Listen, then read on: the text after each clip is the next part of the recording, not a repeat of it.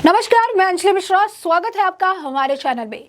आपको बता दें कि उत्तराखंड के मुख्यमंत्री पुष्कर सिंह धामी द्वारा एक बड़ा फैसला लिया गया है। ये फैसला लैंड जिहाद को लेकर लिया गया है, जिसके तहत 1000 मजार जो है उनको चिन्हित किया गया है और 6 महीने का समय दिया गया है कि इन मजारों को जल्द से जल्द हटाया जाए। इसके पीछे का कारण है उत्तराखंड में जिस तरीके से जनसंख्या डिसबैलेंस हो रही है, या यूं कहिए आउट ऑफ बैलेंस हो रही है, और जिस तरीके से आपको बता दें कि ये बात सरकार के संज्ञान में आने के पीछे का कारण एक वीडियो भी बताया जा रहा है, जो कि एंकर सुधीर चौधरी द्वारा जो है बनाया गया था, जिसमें उन्होंने मजार जिहाद का जिक्र करते हुए बताया था। उनका जो शो है ब्लैक एंड व्हाइट में, उसमें बताया था उन्होंने कि कैसे उत्तराखंड में जो है धार्मिक स्थल बनाने के नाम पर वन की जमीन और सरकारी जमीन पर अतिक्रमण किया जा रहा है, और जिसके तुरंत बाद अब अगर आप देखेंगे तो उत्तराखंड की सरकार एक्टिव हो गई है और इस सब मामले में कार्रवाई करती नजर आ रही है। अब बोर्ड साहब समझिए कि आंकड़े क्या कहते हैं और किस तरीके से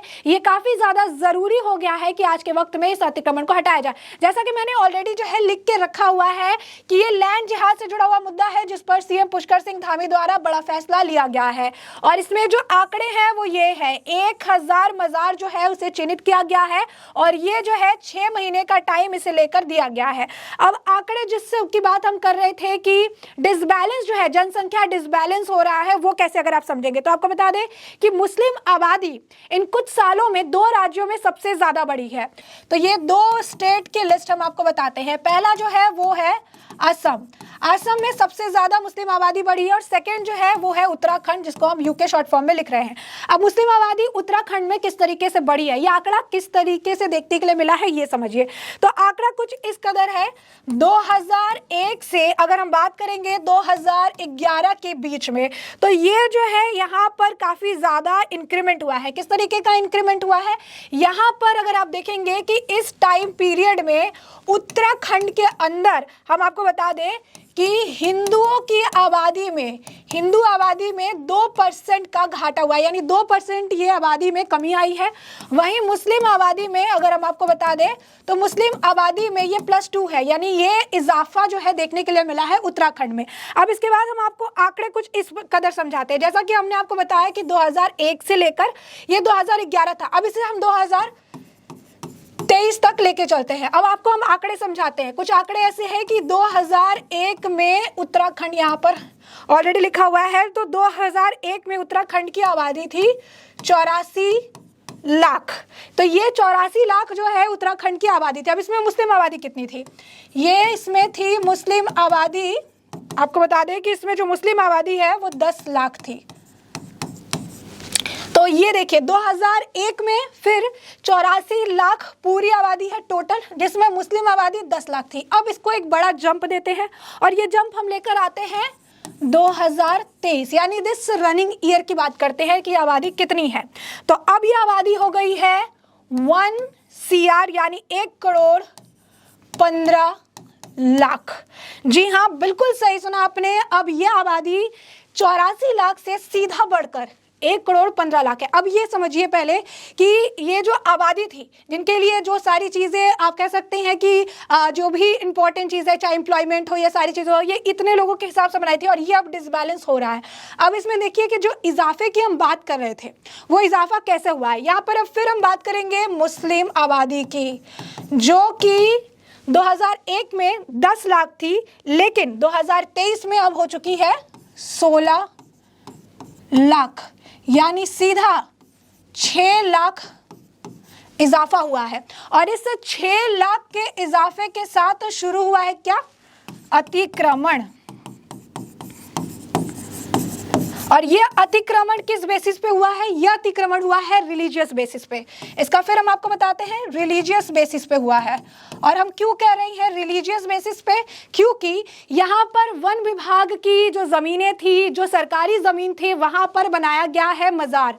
तो ये जो है, पकड़िए, ये मजार है, ये मजार बनाकर इनको जो है यहाँ पर अतिक्रमण जो है अपने तरीके से इन्होंने कर लिया है, और उससे वहां पर जो ऑलरेडी जो रेसिडेंशियल लोग हैं वो काफी ज्यादा परेशान हो रहे हैं, क्योंकि ये इजाफा आप देख सकते हैं साफ तौर पर, ये 6 लाख का इजाफा है। 1000 मजार चिन्हित किए गए हैं, 6 महीने का समय दिया गया है। एक और जो ध्यान देने वाली बात है वो ये है कि जब हल्द्वानी का मामला आया था, जब हल्द्वानी का मुद्दा आया था, उस वक्त सुप्रीम कोर्ट ने यानी एससी ने भी उस पर रोक लगा दी थी और कहा था कि जो है एक साथ इतने लोगों को पलायन करना सही नहीं हो पाएगा, एक साथ इतने लोग घर भी नहीं पाएंगे। उस वक्त भी जो काफ़ी ज़्यादा जमकर इस पर राजनीति हुई थी और उस वक्त ये कहा जा रहा था कि एक कम्युनिटी है, पर्टिकुलर कम्युनिटी के लोग हल्द्वानी में बसे हुए हैं और इस वजह से उनके खिलाफ ये कार्रवाई हो रही है। लेकिन अब यहाँ पर चलते हैं कि सुप्रीम कोर्ट द्वारा ही 2021 में एक बहुत इंपॉर्टेंट बात कही गई थी। 2021 में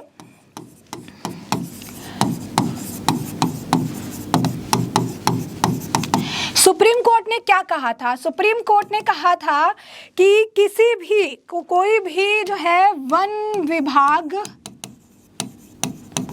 या सरकारी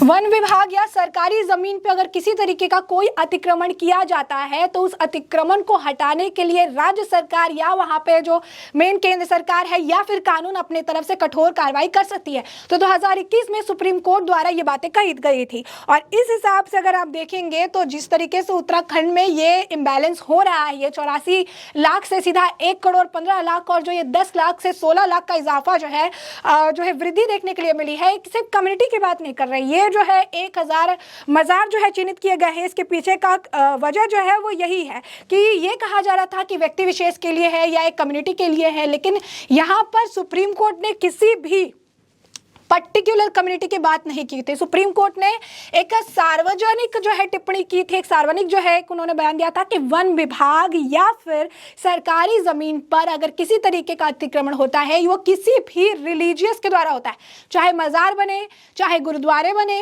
चाहे मंदिर बने या फिर यहाँ पर आप कह सकते हैं चर्च बने, अगर वह सरकारी जमीन है, उस पर अगर परमिशन नहीं लिया गया है या वन विभाग की जमीन है जिस पर परमिशन नहीं लिया गया है, तो सरकार उसे लेकर कड़े कदम उठा सकती है और उस अतिक्रमण को हटाने का समय भी दे सकती है या फिर अतिक्रमण हटाने का पूरा जो उनके पास है पावर सुप्रीम कोर्ट उन्हें प्रोवाइड कराती है।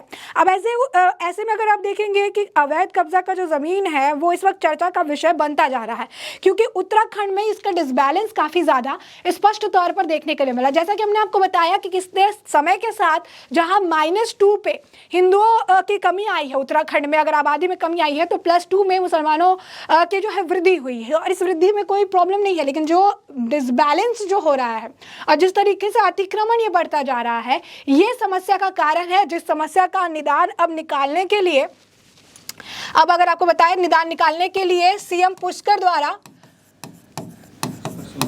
पुष्कर सिंह धामी द्वारा अब बड़ा फैसला यानी बिग डिसीजन लिया गया है। और ये बिग डिसीजन क्या है आपको फिर बता दें, 6 महीने का समय दिया गया है, 6 मंथ का टाइम दिया गया है। 1000 मजार जो है उन्हें चिन्हित किया गया है और 6 महीने के अंदर इस अतिक्रमण को हटाने के लिए कहा गया है। और इसके पीछे का कारण स्पष्ट है कि एक शो के द्वारा ये बताया गया था कि किस तरीके से उत्तराखंड और आसाम में लगातार जो है इस तरीके से अतिक्रमण देखने के लिए मिल रहा है और इस वजह से जो लैंड जिहाद है ये देखने के लिए मिल रहा है। क्योंकि अगर आप देखेंगे कि अतिक्रमण जो है रिलीजियस बेसिस पे किया जा रहा है, क्योंकि रिलीजन एक ऐसा चीज़ है जो सेंटिमेंटली हिंदू हो, मुसलमान हो, सिख हो, ईसाई हो, सबको जोड़ के रखता है और इसी वजह से ये एक बेहतर तरीका भी है अतिक्रमण करने का। क्यों हम आपको बता रहे हैं कि जो है बेहतर तरीका है अतिक्रमण करने का, उसके पीछे का कारण स्पष्ट तौर पर ये है कि पकड़ लीजिए कि ये जो है ये अतिक्रमण ये कर रहे हैं, अगर ये रिलीजियस बेसिस पे है, किसी भी कम्युनिटी के बेसिस पे है, तो आप जो है इसे हटाने से उनको लग रहा है, ऑब्वियसली जो होता है कि वो कम्युनिटी के लोग भड़क जाएंगे कि हमारे रिलीजियन को छेड़ा जा रहा है या उससे जो है जुड़ी हुई चीज़ें छेड़ी जा रही है। तो इसीलिए ये इसे रेड जोन बना देते हैं, जैसा कि मैंने यहाँ पे लिखा भी है कि ये रेड जोन जो है इसे ऑलरेडी बना देते हैं।